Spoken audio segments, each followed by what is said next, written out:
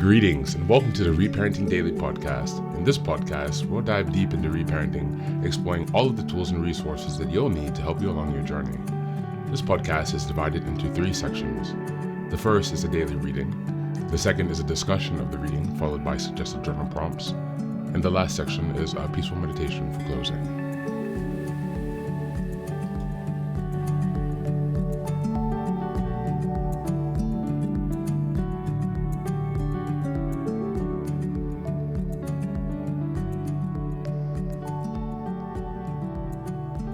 Good morning, good afternoon, and good evening from whenever and wherever you're joining us. I'm so glad you've joined us today on this journey of self-expansion and growth. If this is your first time here, welcome. Please don't forget to like, share, subscribe this podcast wherever you're listening, on Apple Podcasts, Spotify, or YouTube. Your help here really makes a huge difference in allowing us to spread the word and build a more supportive community as we continue with our self-reparenting. Now, before we get started, I have some quick updates for you. First, I'd like to introduce our Patreon community. Here, for a small monthly fee, you can join us for 3 weekly meetings for additional support with your reparenting journey. On Sundays, we have a meditation group. On Tuesdays, we have a book club discussion. And on Thursdays, we have open topic conversations. You can find out more details about this if you go to the Reparenting Daily website and check out on the community tab. In addition to that, we also have a WhatsApp group to foster more daily connection and support for whenever you need it. And this is a community of fellow travelers from around the world who will always be there when help is needed. It's just one of the many ways that we're building our network of resources that are really going to help support your reparenting journey. For the next update, I'm very excited to announce that I've just released some first books. The first is probably the most important, and it's called the Reparenting Daily Journal. Now, this journal is a daily guide for 365 days of the year. We'll be starting in 2025, and basically each month corresponds to a theme in reparenting, and each week of each month corresponds to a sub-theme of the monthly theme. Now, from the beginning of the year, 2025, each daily episode will correspond with the themes in the daily workbooks. And so you can use this as a guide to work through your reparenting journey to stay focused, ensuring that you cover all of the most critical areas within a year's time. And again, this will be aligning up with the podcast, so you can use both of these to make a more engaging and interactive experience. This is ensuring that you really book progress on your reparenting journey. The next set of books I've written is called Fairy Tales for Reparenting.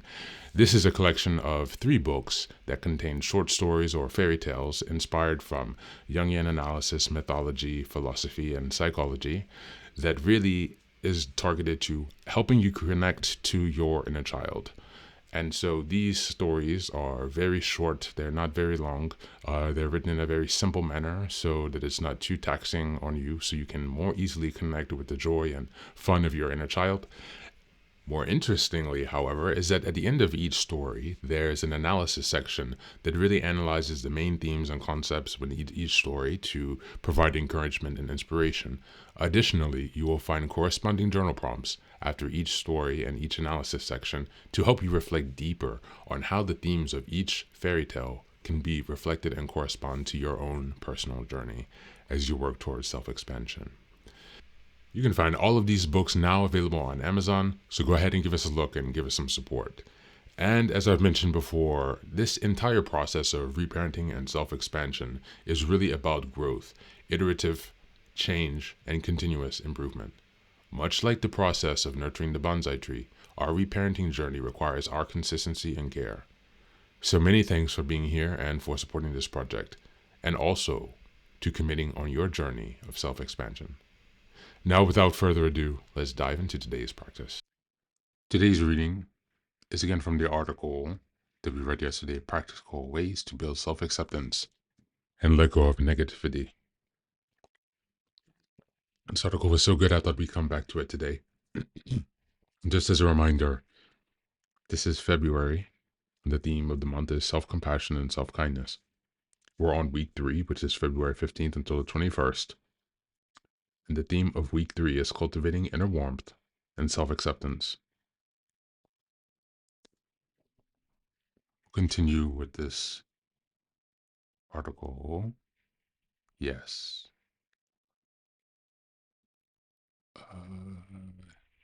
Excuse, it's just scrolling. This article is quite long, so as always, I'll leave the link in the show notes. Please do check out the full article when you have time.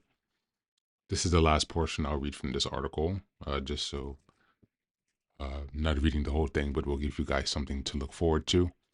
But this will be the last reading from this article.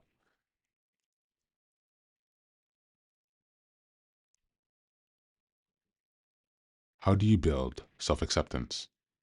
Building self-acceptance involves embracing both your strengths and imperfections without self-criticism. Start by practicing self-love, acknowledging your positive qualities and celebrate your progress. Let go of the negative thoughts and judgments that prevent you from fully accepting yourself. Self-awareness is key, recognizing the traits you find challenging without attaching emotions, like guilt or shame. Instead, approach them with kindness and a commitment to personal growth. Over time, this mindset helps you build better habits and improve behaviors while fostering unconditional acceptance of who you are. Self-acceptance and childhood. Childhood experiences shape how we accept ourselves. Parents teach us what's acceptable, often leading us to suppress traits they criticize. For example, families that discourage anger may cause children to reject those feelings. Critical parenting fosters a strong inner critic and a fear of failure, while compassionate parenting nurtures self-worth. Children with when children equate criticized behavior with a personal inadequacy, this can hinder self-acceptance later in life. Affirming caregivers, however, help foster unconditional self-acceptance. What is my level of self-acceptance? You probably already know whether your levels of self-acceptance are high or low. But to get an idea, think back to your childhood. When your parents or primary caregiver is negative and critical, did they focus on their criticisms? Did they focus their criticism on you as a person rather than on your behavior? If you answered yes to these questions, there's a good chance that your self-acceptance is low. Below is a list of signs that you may be lacking self-acceptance. Number 1, you have difficulty acknowledging and talking about your failures, weaknesses, or negative traits. Number 2, you lack self-love and have a deep desire to be someone other than who you are. Number 3, your outlook on life is negative for no particular reason. And number 4, you tend to be hypercritical of yourself and unsure of your own identity.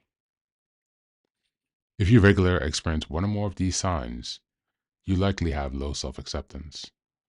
Meditation and other mindfulness practices can help you build self-acceptance over time.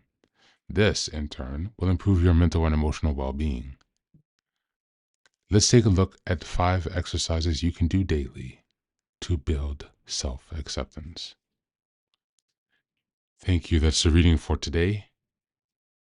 And because the last section of this article is an exercise, I will leave out the discussion and journal prompts. I instead encourage you to read the last sections or this new section in this article, which are 5 self-acceptance exercises. Just to remind again, the link is in the show notes. Now we'll move towards the meditation. Thanks again for being here.